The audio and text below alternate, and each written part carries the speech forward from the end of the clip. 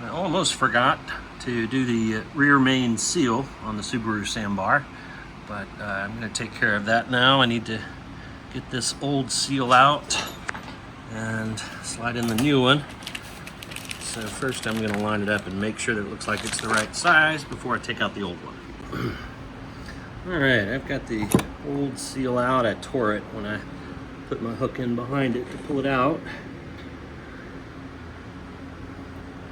Rinsed out around the end of the crank there. This one, you know, aside from the damage I did right there with my hook,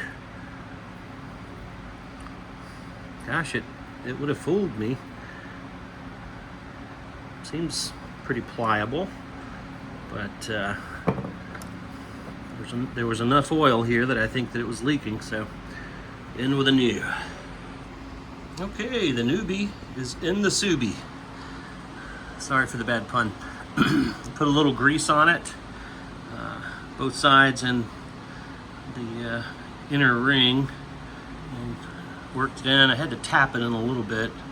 It wouldn't go flush with just finger pressure. I am curious about this. You can see the upper right has a dowel, but that one's got a ball bearing in there. And it's in flush and tight like it's supposed to be there. I wonder if that's like a freeze plug of some sort. Interesting.